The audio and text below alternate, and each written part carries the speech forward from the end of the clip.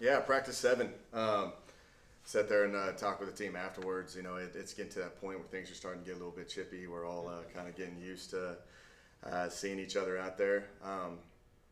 And we've got a few of like soft tissue injury type deals where we're pulling guys out and some in COVID protocols. So like we're getting some kids out there that are getting a lot of quality reps.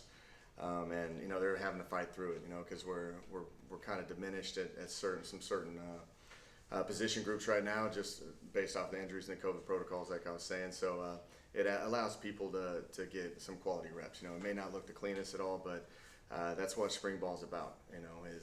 Is getting some evaluations of kids and seeing if they're capable of doing it. And the main thing that I care about is if they play with effort and they're playing with physicality, because that's really what it comes down to play this game. And as long as the football's going in the right spot, even if there's protection breakdowns and they're going through the proper progressions, I can live with all that. But they're getting competitive practices. I think the defense is looking great right now. They're very multiple in what they're doing. They're giving a lot of confusion up front and in the back end, and I think it's going to be pretty fun for you all when we get these in like some live settings and situations where you guys can truly evaluate and watch this team go. So. Still, we got 8 more practices to go. We got 3 scrimmages moving forward, full-blown scrimmages, which will be Friday, and then the 2 Saturdays leading up to the spring game, the 24th, and the previous Saturday and Friday before that. So this Friday. So a lot of good things going forward right now. So questions. You just mentioned the defense and how you like their progress so far, especially on the back end. Who's starting to emerge at that safety position for our defense? Man, they're playing a lot. You got Baby J back there running around, but we've got a lot of depth in the back end right now. You've got Day Jordan Mask and Kevin Anderson, and you've got DJ running around back there, and then you're going to start to see like Eric Sutton, and we're moving just a lot of these bodies around to see if they're capable of doing it. You still have Torrey Spears and Troy Leffridge that are in red jerseys right now due to their shoulder injuries, but it's fun seeing like Jared Hopper out there and Austin Deason and all these guys running around and making plays. So they're contesting everything. They've kind of tweaked some schemes up. They're very aggressive at the line on all the receivers. So it's pretty fun to watch because it's a challenge for our receivers on every single snap. We're talking some tight ends today, and you've gone on quite a bit about how much weight they put on and everything like that. Is that the extra size? Is that more so because you want them to start blocking a little better this year, or what went into that? Yeah, that's the nature of football, man. Like you've heard me say it before. Big people beat up little people, and that's always been a philosophy of a recruiting philosophy of really anybody in this game, man. You got to have size and you got to have a physical toughness, and the way this game has evolved. The air raid spread systems are now kind of moving towards a tight end based system just because of defenses have evolved, and they play a lot of 3-down, 4-eye techniques that end up spilling everything to the perimeter. And when you add an added, blocker in the box, it's going to allow us some freedom to run the ball. But, we also want that element of that you can release them on a pass play, and that's something that we want to establish is the run game and that physicality. But at the end of the day, if you can release a guy out on a pass play, those are some of the routes that defenses don't study as much anymore. It's kind of like the game is going full circle, and it's kind of going back to tight end based, with routes with tight ends. And you talk to the defensive side of the ball all the time. And that the hardest thing that gives them is when you release tight ends and plays, because they don't see it very often in today's time. It's normally four wide, 3 wide, and they just release, receivers only, and the tight ends stay in. But now we're adding elements where we're slipping them out in the flats and vertical on some plays, which is going to add a whole nother dimension to our offense right now. How good has it been to have these guys back after pretty much not having them the whole season last year?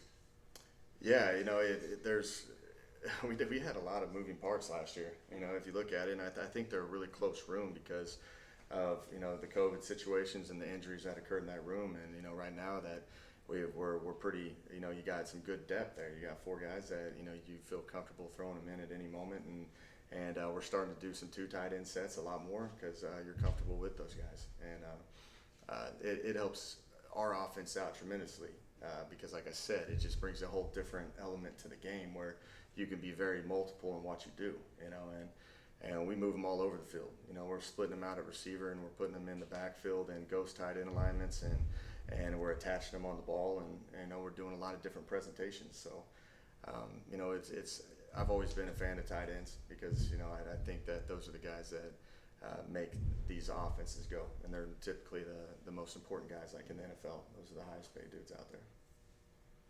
You had Coach Brian Hamilton out there coaching the tight ends, seen on Twitter called Blamilton. See him trying to hit the Cub ball. Hamilton. What's that? Cub Hamilton. Cub Blamilton. There, I forgot the Cub.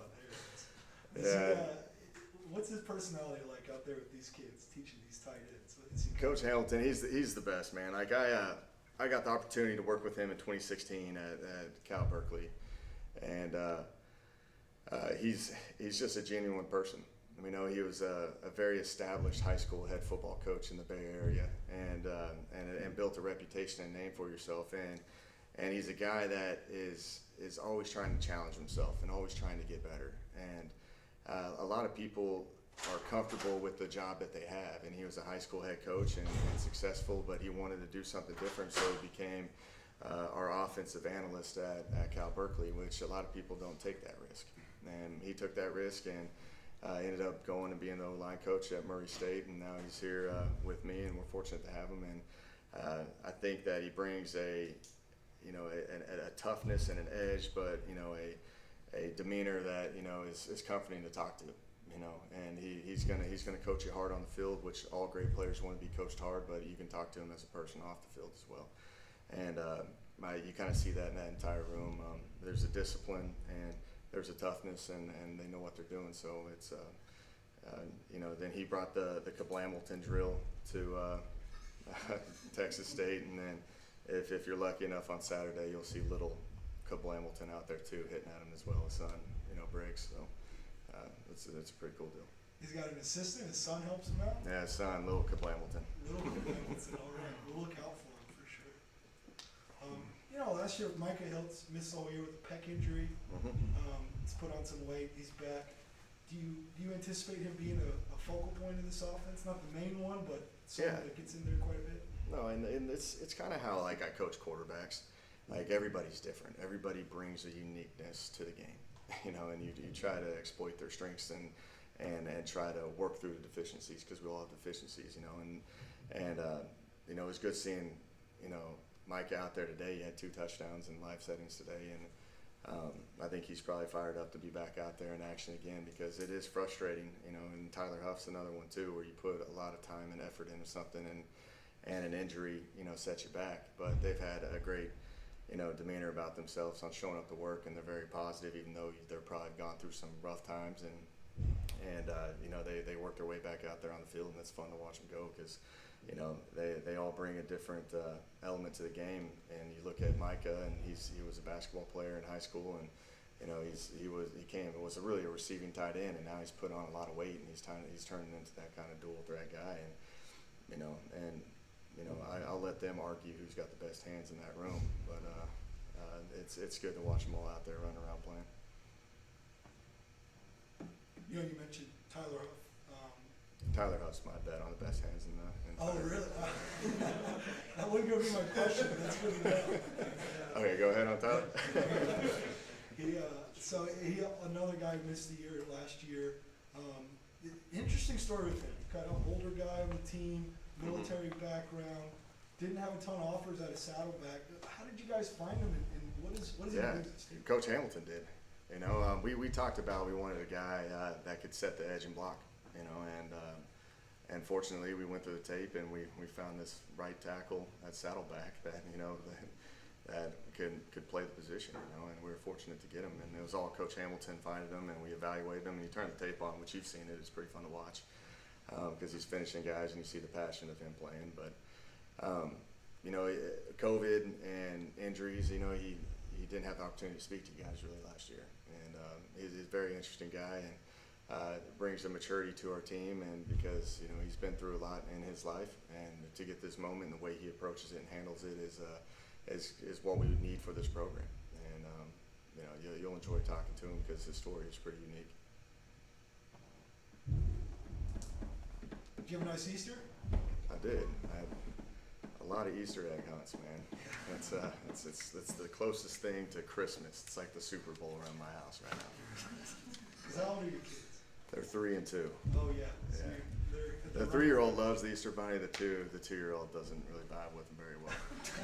I always had his eye on the Easter Bunny running around. So, but you guys good? Okay. Yes, sir. All right, Thanks, Coach. on to the top.